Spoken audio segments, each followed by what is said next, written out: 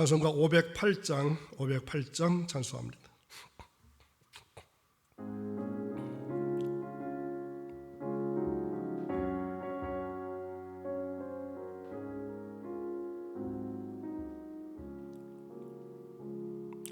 우리가 지금은 나그네 되어도 화려한 천국에 머저나 가리니 이 세상 있을 때 주 예수 위하여 끝까지 힘써 일하세. 주 내게 부탁하신 일 천사도 흠모하겠네. 화목해 하라신 구주의 말씀을 온 세상 널리 전하세.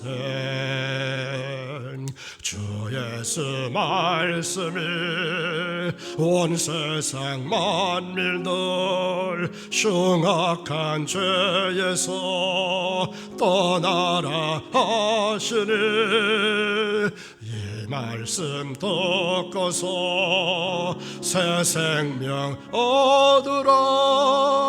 이 기쁜 소식 전하세. 주 내게 부탁하신 일 천사도 흠모하겠네. 화목해 하라신 구주의 말씀을 온 세상 널리 전하세. 영생의 복락과 천국에 갈 길을 만 백성 알도록 나가서 전하세. 주 예수 말씀이 이 복음 전하라. 우리에게 부탁하셨네. 주 내게 부탁하신 일 천사도 흠모하겠네. 화목해 하라신 구주의 말씀을 온 세상 널리 전하세. 아멘. 사도신경으로 우리의 신앙을 고백합니다. 전능하사 전지를 만드신 하나님 아버지를 내가 믿사오며 그 외아들 우리 주 예수 그리스도를 믿사오니 이는 성령으로 잉태하사 동정녀 마리아에게 나시고 본디오 빌라도에게 고난을 받으사 십자가에 못 박혀 죽으시고 장사한 지 사흘 만에 죽은 자 가운데서 다시 살아나시며 하늘에 오르사 전능하신 하나님 우편에 앉아 계시다가 저리로서 산자와 죽은 자를 심판하러 오시리라. 성령을 믿사오며 거룩한 공회와 성도가 서로 교통하는 것과 죄를 사하여 주시는 것과 몸이 다시 사는 것과 영원히 사는 것을 믿사옵나이다. 아멘. 오늘 주신 하나님의 거룩한 말씀은 누가복음 24장 44절에서 마지막 절 53절까지 읽겠습니다. 다 함께 한 목소리 있습니다. 또 이르시되 내가 너희와 함께 있을 때 너희에게 말한 바 곧 모세의 율법과 선지자의 글과 시편에 나를 가리켜 기록된 모든 것이 이루어져야 하리라 한 말이 이것이라 하시고 이에 그들의 마음을 열어 성경을 깨닫게 하시고 또 이르시되 이같이 그리스도가 고난을 받고 제3일에 죽은 자 가운데서 살아날 것과 또 그의 이름으로 죄사함을 받게 하는 회개가 예루살렘에서 시작하여 모든 족속에게 전파될 것이 기록되었으니 너희는 이 모든 일의 증인이라. 볼지어다 내가 내 아버지께서 약속하신 것을 너희에게 보내리니 너희는 위로부터 능력으로 입혀질 때까지 이 성에 머물라 하시니라. 예수께서 그들을 데리고 베다니 앞까지 나가사 손을 들어 그들에게 축복하시더니 축복하실 때 그들을 떠나 하늘로 올려지시니 그들이 그에게 경배하고 큰 기쁨으로 예루살렘에 돌아가 늘 성전에서 하나님을 찬송하느니라. 아멘. 오늘도 새벽을 깨우고 온라인을 통해서 예배하시는 여러분, 우리의 삶 그 자체가 바로 기도가 된다는 사실을 결코 잊지 마시기 바랍니다. 새벽에 흥제 나와서 기도하는 것도 중요하지만 그리스도인의 모든 말과 일과 또한 노동까지도 기도가 된다는 사실을 꼭 기억하면서 하루를 보내시기를 바랍니다. 작년 1월 첫 주일 월요일부터 시작한 누가복음 강해가 오늘로서 마지막 시간이 되었습니다. 오늘까지 171번을 통해서 누가복음을 상고해 보았습니다. 누가복음 후반에 오면서 제 마음속에 다음 새벽 기도를 어떤 말씀 가지고 강의할까 생각하면서 기도해 왔습니다. 그래서 제 마음속에 오게 된 것은 이 출애굽 사건을 통해서 구원에 대한 확신과 그리고 분명한 천국관을 심어주었으면 좋겠다, 이런 생각이 들었습니다. 그래서 다음 시간부터는 구약 성경 출애굽기를 읽어가면서 말씀을 나눌까 합니다. 누가복음도 열심히 준비해서 전했다고 자부하지만 아마 출애굽기 강의는 여태까지 모든 경험과 지식과 경륜이 총동원될 것입니다. 출애굽기 40장 전체를 한 130번 정도에 걸쳐서 나누게 될 것입니다. 기초적인 말씀을 준비해 봤는데 너무나도 큰 은혜를 저 혼자 받고 있습니다. 자, 다음 시간을 기대하셔도 좋을 것 같습니다.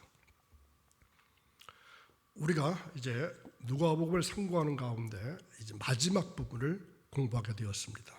오늘 말씀의 제목은 이 모든 일의 증인이 되라. 예수님께서 원하시고 마지막으로 당부하신 말씀, 이 모든 일의 증인이 되라, 이러한 말씀으로 누가복음의 마지막 말씀을 나눌까 합니다. 사실 성경을 자세히 공부하자면 한이 없습니다. 자, 44절에 보면은 이 구약 성경과 선지자들의 글이라는 말이 나오는데 당시에는 구약 성경만 있을 때입니다. 모세 오경과 선지자들의 글을 말합니다. 모세 오경은 모세 율법이라 하였고 선지자의 글로는 소선지니 대선지 이렇게 나뉩니다. 그리고 역사서가 있었습니다. 그리고 시편, 욥기, 전도, 아가서는 시에 속하는 성경들입니다. 그런데 39권의 구약 속에 말씀이 있는 것이 아니라 말씀 속의 구약입니다. 하나님의 말씀은 그래서 신구약을 다 합쳐도 다 표현할 수가 없습니다. 예수님께서 하신 일은 이 밖에도 많이 있어서 그것을 낱낱이 기록한다면 이 세상이라도 그 기록한 책들을 다 담아두기에 부족할 것이라고 생각합니다. 자, 그 말씀 한번 찾아볼까요? 요한복음 21장 25절에 보면은 이런 말씀이 있습니다. 예수께서 행하신 일들이 이 외에도 많으니 만일 낱낱이 기록된다면 이 세상이라도 이 기록된 책을 두기에 부족할 줄 아노라. 그러므로 하나님 말씀 중에 구약도 있고 또한 신약도 있게 됩니다. 주님은 성경을 깨닫게 하시려고 그들의 마음을 열어주셨다고 했는데 이것은 하나님의 특별하신 평화를 입혀주신 은혜입니다. 주님은 당신이 죽었다가 3일 만에 살아날 것을 구약이 드러내고 있다고 말씀하셨습니다. 그러므로 요즘 같은 세상에서 구약이 필요 없다고 말하는 자들은 큰 잘못이 아닐 수 없습니다. 구약에는 예수님께서 나를 위해서 이 땅에 오시고 또 이 땅에 오셔서 나와 함께 하시고 또 나를 위해서 고난을 당하시고 죽으신 것을 말씀하고 있는데 이것을 구약에서 발견하지 못한다면 구약을 잘못 보는 것입니다. 그리고 나를 부활시키려고 부활하신 것을 구약에서 발견하지 못한다면 구약을 주신 하나님의 미래적 영감을 또한 모르는 것이 되고 맙니다. 그러면서 48절에 보면은 너희는 이 일의 증인이다 이렇게 말씀하십니다. 이 말씀은 특별히 하나님께서, 예수님께서 최후의 분부로 주신 말씀입니다. 효성이 지극한 자녀들이 받는 복이 있습니다. 무엇인지 아시나요? 복 중에 하나가 부모님의 임종을 보는 것입니다. 그리고 더 큰 복은 돌아가시기 전에 부모님의 유언을 듣는 일입니다. 하물며 예수님의 최후의 분부를 들을 수 있게 됐다는 것은 축복 중에 축복입니다. 우리가 예수를 믿으면서 예수님의 최후의 분부를 모른다고 하는 것은 참으로 불행입니다. 예수님의 최후의 분부를 알고 있으면 다른 짓을 할 수가 없습니다. 딴 짓을 하다가도 이러면 안 되지, 이럴 수 없지, 이렇게 되기 때문입니다. 그래서 주님께 사로잡혀 살게 됩니다. 그러면 예수님의 최후의 분부가 무엇입니까? 이 모든 일의 증인이 되라. 이 모든 일의 증인이 되라. 이 말씀이 예수님의 최후의 분부의 말씀입니다. 즉 예수님이 이 땅에 오셔서 우리와 함께 하시는 임마누엘에 대한 증인이 되라는 것입니다. 모세의 율법이라고 하셨는데 모세의 율법이란 하나님의 백성들이 어떻게 하나님을 잘 섬겨야 할 것을 가르쳐 주시는 말씀이 모세의 율법입니다. 그렇다면 하나님을 제일 잘 섬기는 것이 무엇일까요? 바로 증인 노릇을 제대로 하는 것이 제일 잘 섬기는 것입니다. 그리고 선지자의 글이라고 하는 것은 선지자들을 통해서 주신 말씀인데 이것은 하나님이 무엇을 원하시고 좋아하시는가를 추려서 가르쳐 주신 말씀입니다. 그러면 하나님이 무엇을 제일로 좋아하실까요? 역시 증인을 잘 서주는 것을 제일 좋아하십니다. 또한 시편은 잠언, 전도, 아가, 욥기서 등을 말하는데 이 시편에서 증인을 제대로 잘 소개하신 것이 바로 시편입니다. 그런데 이것들이 반드시 이루어져야 한다고 44절에서 말씀하십니다. 이것도 모르고 아직도 구약을 무시하고 오늘날에는 구약이 필요 없다고 하는 자들도 있는데 이것은 성경을 잘 몰라서 한 말들입니다. 구약 없는 신약은 아무런 의미가 없습니다. 예수님은 우리의 마음을 열어서 구약의 말씀을 깨닫게 하시고 있습니다. 그러면서 그때 예수님께서는 성경을 깨닫게 하시기려고 그들의 마음을 열어주셨다고 45절에서 밝히고 있습니다. 여기서 깨닫게 하신다는 것은 인간의 이성이나 지식이 아니라 하늘의 지식과 영생을 가지고 깨닫게 하시는 것을 말합니다. 성경은 세상의 이성이나 지식으로 깨달아진 것이 아닙니다. 그러므로 예수님, 즉 로고스라고 하는 말씀이 육신이 되어서 이 땅에 오시지 않았으면 말씀을 깨달을 사람은 아무도 없습니다. 성령께서 내게 오시지 않는데 어떻게 하나님의 말씀을 깨달을 수 있겠습니까? 말씀의 주체가 되시고 원격자가 되신 주님께서 이 땅에 오시지 않고는 이 말씀을 깨닫게 할 자가 아무도 없습니다. 세상에서는 진품보다 더 훌륭하게 만들어진 진품과 분간하게 어렵게 하는 일들이 있습니다. 그래서 진짜 같은 가짜들이 얼마나 많은지 모릅니다.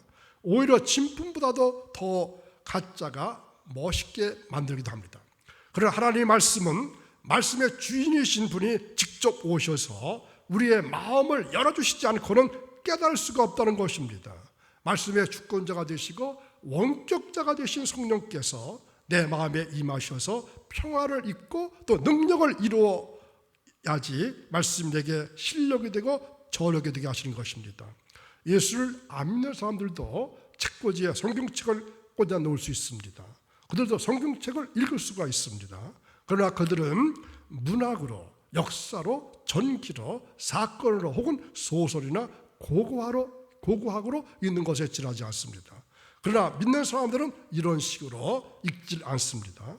성경책을 읽으면 내 속에 원격자가 되시는 로고스가 들어와 하셔서 이 말씀을 믿게 하시고 또 그 말씀대로 살게 하시고 빛을 발하게 되고 능력을 갖게 되고 활동하게 되어서 죽을 것이 살게 되고 썩을 것이 썩지 않을 것으로 되고 약한 것이 강한 것으로 되게 하는 것이 바로 하나님의 거룩한 말씀입니다.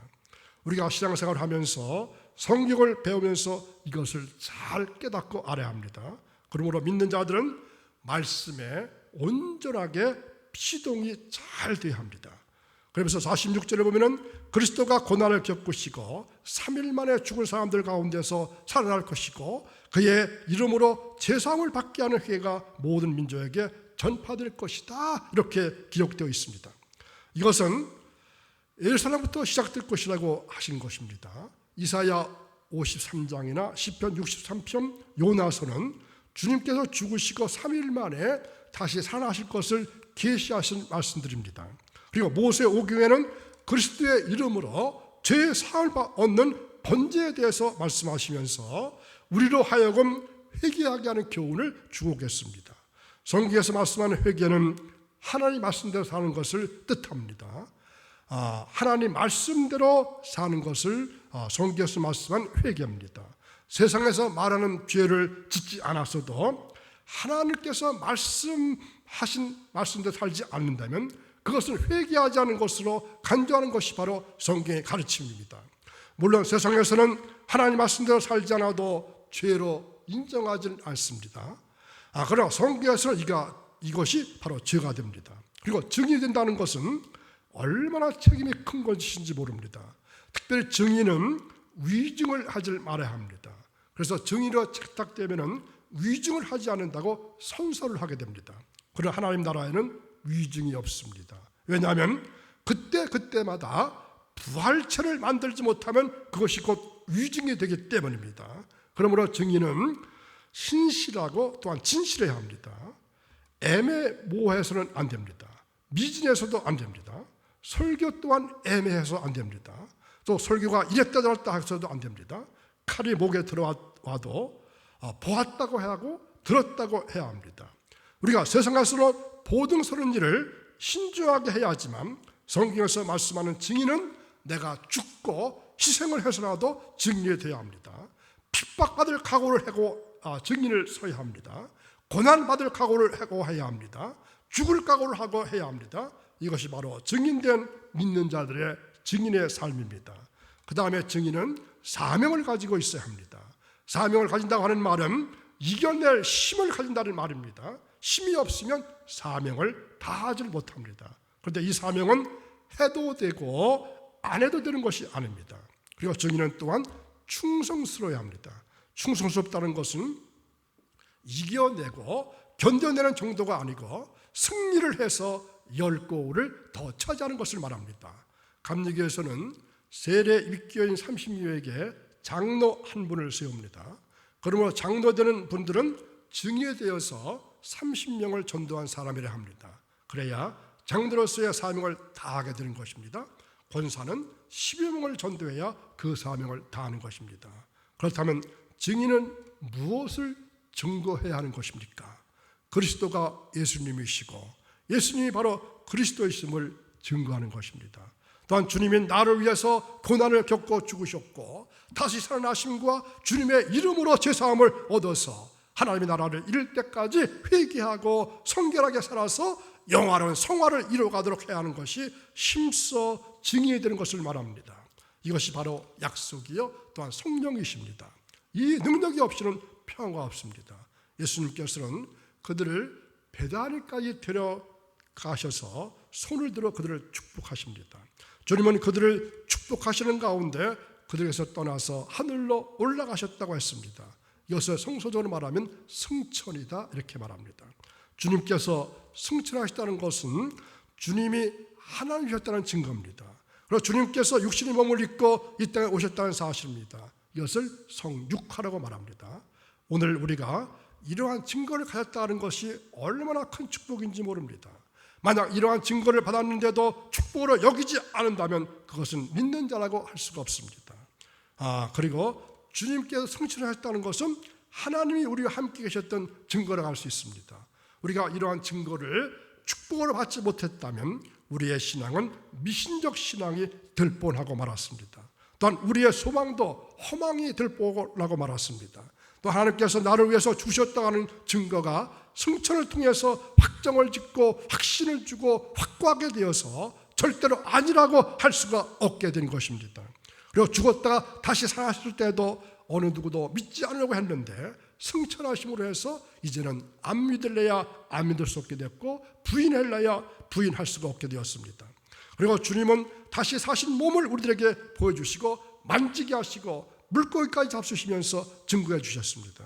그러면 주님은 왜 하늘로 올라가신 것입니까? 다시 오실 재림을 증거하시기 위해서 올라가셨습니다. 그러므로 우리가 성탄절을 맞이해서 주님께서 이 세상에 오신 것을 찬양하고 경배하고 축하할 것이 아니라 이제는 적어도 재림하실 주님을 영접하는 준비의 축제가 되어야 합니다. 끝으로 주님이 승천하신 것은 심판주로 오실 증거가 됩니다. 믿는 자들에게는 심판이 있기 때문에 선을 행하지 않을 수 없고 의롭게 살지 않을 수가 없고 회개해서 성결하게 살지 않을 수 없습니다. 즉 영화를 이루어가면서 살지 않을 수가 없습니다. 아무리 어렵고 힘들어도 주님을 찬미하며 의지하면서 상급을 이루어가는 위대한 증인들이 되어야 합니다. 이런 것들이 바로 승천하신 주님을 통해서 우리가 있게 될 큰 은혜들입니다. 그곳에 있던 자들이 승천하신 주님을 경배했다고 52절에서 말합니다. 그리고 크게 기뻐하면서 예루살렘에 돌아가서 하나님을 찬양하면서 날마다 성전에서 지냈다고 합니다. 이들은 우리의 허물과 죄를 위해서 고난을 당하시며 십자가에서 죽으셨다가 우리를 부활시키시려고 부활하신 주님을 심차게 끝까지 언제 어디서나 전파하는 최고의 복을 받은 사람들입니다. 증은 노릇을 많이 한 것에 대한 보상을 하늘에서 크게 받게 될 것입니다. 그러므로 전파하는 기회가 있을 때 놓치지 않도록 하시기 바랍니다. 기회를 놓치는 것은 복을 받을 수 있는 것을 상실하는 것이나 마찬가지입니다. 우리는 누구를 만나든지 전파해야 합니다. 승천하신 주님을 보면서 경배할 때에 증인으로서 받게 될 큰 복을 확신하게 됩니다. 왜 예루살렘을 떠나지 말라고 하셨습니까? 예루살렘에서만이 능력이 입혀지기 때문입니다.